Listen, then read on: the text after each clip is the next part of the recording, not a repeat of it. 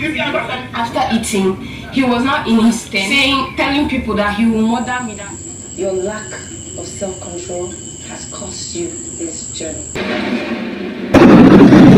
Hey, on God, this show is getting loud. Guys, there were 2 big fights and 2 crazy evictions. Oh my goodness.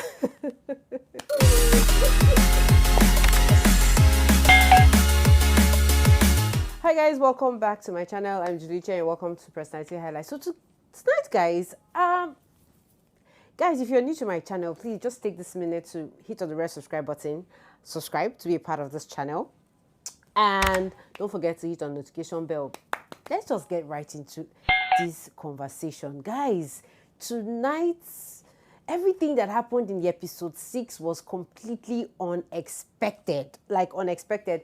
Anyways, we expected the basketballs because, I mean, there were 2 big fights. 2 fights. One was between Estima and Mikkel.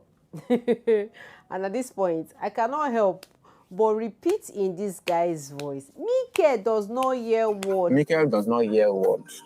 I mean, this is not the first time Mikkel is getting into a confrontation with any of the contestants. Like, this is the second time he's getting to an altercation with the contestant. But this one was really, really worrisome. It was kind of, it didn't look nice. It made him look like a psycho. Because he said he was going to kill somebody. I mean, I don't understand what kind of argument they would be having that would make him have the audacity to say she should watch her back. So anyways, the first fight was between the guys. It was between Nebue and Tubechuko, I think. So there was this fight. You guys, Henrietta, somebody woke up and named the chickens Henrietta, and then they slaughtered the chicken so that they could use it to prepare their meal. Anyway, they got nyam and they wanted to cook nyam with the chicken. But unfortunately, they said they didn't have oil. So they had to decide to make pepper soup nyam, right? To like, substitute the lack of oil. And guys, this contestant decided to share themselves into, of course, we know they have 3 clans. So they had to share the cooking days amongst themselves. So each clan has a time to cook. And so I think it was Nebe's team to cook. Guys, if you don't know who Nebe is the person who looks like he's getting into an entanglement. Like, there's also sheep in this Good Ultimate Search, if you don't know. So Nebe and what's her name again? The lady with the gold hair. I can't remember her name right now. But anyway, those 2, they look like they've been having some entanglements. Akigbe also. So they've been having some entanglements, and she said she didn't want her nyam with pepper soup, that she doesn't like chicken pepper soup or something. So they wanted to eat their nyam probably raw. And then this guy now said he wants to eat his nyam raw. And then there was this fight like, no, we cannot wait for you to wash your plates before you take the food. Anyways, the altercation was loud. Eventually they piped down, everything calmed down, and then the 2 altercations that really got loud was the one between Estima and Mikkel. Mikkel, I think mistakenly, or I don't know, intentionally, was wearing the slippers of Estima. Guys, these people were giving a kit in the jungle that is just similar. The only difference between their kits is just the sizes. So probably they were the same size or something like that. Mikkel wore Estima's slippers, and she complained. She said, "Guy, bring my slippers." And then the guy had a problem with being called Guy, and then it resulted to an altercation. But the worrisome part of it was when almost all the contestants actually said that Mikkel was threatening Estima with "watch your back" in the jungle and outside the jungle. And I think it was really, really worrisome. Anyways, afterwards, they asked the contestants who they felt was the strongest contender. Everybody kept mentioning Gerald. And Gerald was really, really confident, because when they also asked him who the strongest contestant and contender was, he said, "Me, of course." And then he called Damola. Anyways, at the end of the day, their taxmaster came to visit them in the camp and brought kilishi.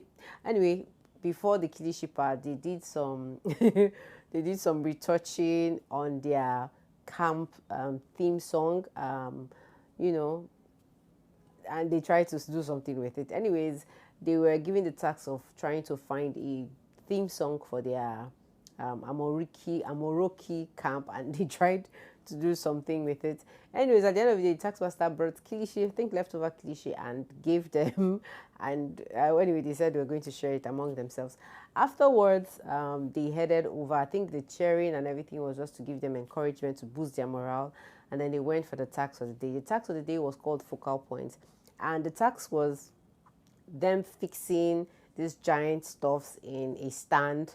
And, you know, the three clans, and eventually the Henry clan, I think, were the ones that won the competition. And unfortunately, Iroko clan came last. Guys, they were so happy that they did not come last this time. And eventually at this point, I think the whole, like all the clans have actually ended up getting to the bottom. At least it has gotten round. So Iroko came last, and of course they said there was going to be consequences for coming last. After that, the whole task for the day, they had to go back to the camp, they played the beats, and they had to solve a puzzle. And when they solved the puzzle, I think solving the puzzle, I mean, maybe from the occasion they knew that they needed oil just like they needed salt. And then they solved the puzzle and they got oil. And I think they still solved another puzzle and got something else. I don't think they got that early enough. Gary, I think they were supposed to solve a puzzle and get Gary, but we didn't get to know if they found the Gary, because these items are actually hidden in a very, very funny manner that makes these contestants look out and work, like tax their brain to get to find out what to unravel from the riddle. Anyways, at the end of the day, it all amounted to them going to the place of the talking drum where they met Toke. Hey, and tonight was hot because Toke had this mean face. She was all straight. And then immediately they had to tackle the altercations, the quarrel between the contestants. Of course, Mikel and Estima's confrontation was the one that was the loudest, and they needed to attend to that. They told Mikel to talk. He was always blabbing around the bush. He wasn't really coordinated. I don't know, but personally, I think that guy, I don't know, he's very, very weird. I don't want to use any strong words on him, but right from the beginning, I've noticed that part about him. I mean, Yinka and this dude, like, they are the first set of people that started having altercations with the other contestants. And I can say at this point, when they asked the contestants who the strongest contender was, I think right now it is really dawning on us. We're getting to see a lot of faces. For the ladies, I would say Chidema's face, maybe after the altercation with Yinka, her face is really registering into her eyes more. There are a lot of strong contenders. I also see Damola as a strong contender. I see Osas as a strong contender. Anyway, we're beginning to get used to their faces and everything. At the end of the day, Toke asked them to table their matters, to explain what happened. Mikel was not really getting, he was not coherent, and, you know, Toke had to silence him. And then Estima had to speak up, and she said everything that happened, and also said that he had threatened to kill her. I mean, how could you say you're going to murder somebody? I mean, that was very loud. Anyways, that lack of discipline, that lack of, I mean, I think people need to really understand and watch what they say. I mean, saying things like, you don't know what I've done in the past, it was really worrisome. I really got scared, you know, at the mention of those words. And of course, accusation from all the other house contestants, because everybody was literally saying the same thing. And eventually, Mikel was the first person to be evicted from the show. It was so unbelievable, he did not even believe his eyes. I mean, he felt it probably was a normal altercation that he would have gotten a strike for. I personally feel like it was that those words were too strong to be ignored.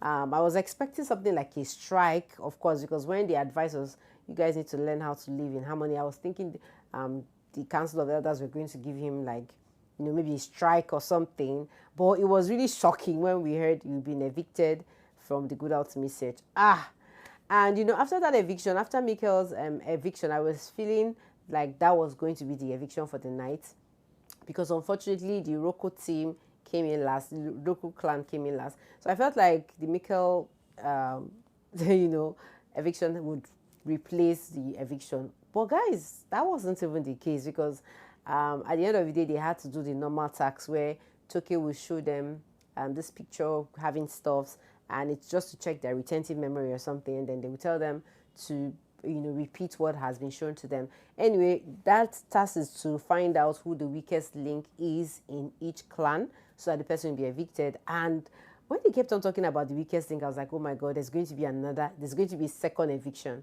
And eventually, Toke was really mean with the standing up, don't sit down, your excuse. Like, I mean, listening to instruction is actually the real deal in the Good Ultimate Search. Like, I mean, these guys literally are being taught how to understand discipline and, apply it, because they literally talked about application and discipline.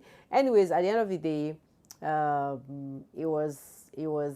battle was now between Estima and Gerald. And guys, Estima and Gerald have been very close. Estima and Yinka has also been very close.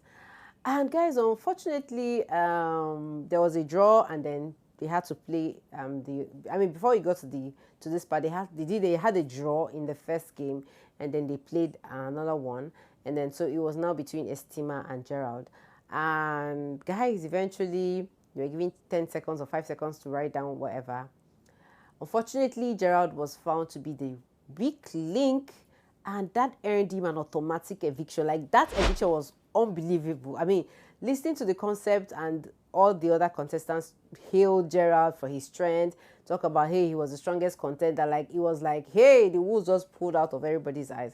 So, like we've known also before now, in the Good Ultimate Search, of course, fitness is actually checked, but being the strong person is not a guarantee that you are going to get to the finals. Anyways, the eviction of Gerald opened this contestant's eyes to the reality of what is happening. And of course, the theme craftsmanship tells a lot about the things they want to get out of these contestants' dynamics, their art, their smartness, how they're able to take up a lot of things. Anyways, the team that came in first, the Erin team, Toke asked them to share their winning strategy, and they shared their winning strategy, and their strategy was to delegate their working schedule. Like, the first set, carried the whatever to fix it, and then the second one, anyway, they just generally shared their teamwork ethics, and it was like everybody learned from what these guys have done. Basically, that was it for tonight, and after that, Toke actually went further to explaining why they should listen to instructions and do the needful and be very careful, that the Council of Elders were watching that. And also, Toke talked about them wandering in the jungle alone. And I think that was very, very important, because security, of course, we never know. It's a jungle, anything can happen. Anyway, Toke talked about a lot of important things, and that was it. They were told to return back to their camps. And guys, I don't know, man, but in a couple of days we had 18, and right now 4 people have just been evicted. Like, it's still unbelievable that this, like, after 1 week of not seeing any eviction, the speed at which the evictions are coming is really, really alarming. So currently, the first person to be evicted was Olainka, after which 3 people have been evicted so far. So out of 18 contestants, we actually have just 15 contestants right now in the Gouda Ultimate Search. I don't know what's going to be happening in the next episode. If you want to stay tuned, you want to know more about it, please don't forget to subscribe to this channel. Click on the bell icon so that you don't miss a thing, guys. That was just generally what happened in the episode 6 of the Gouda Ultimate Search, the year of the craftsmanship. Thank you for your watch time, and I'm going to see you all in another video for now.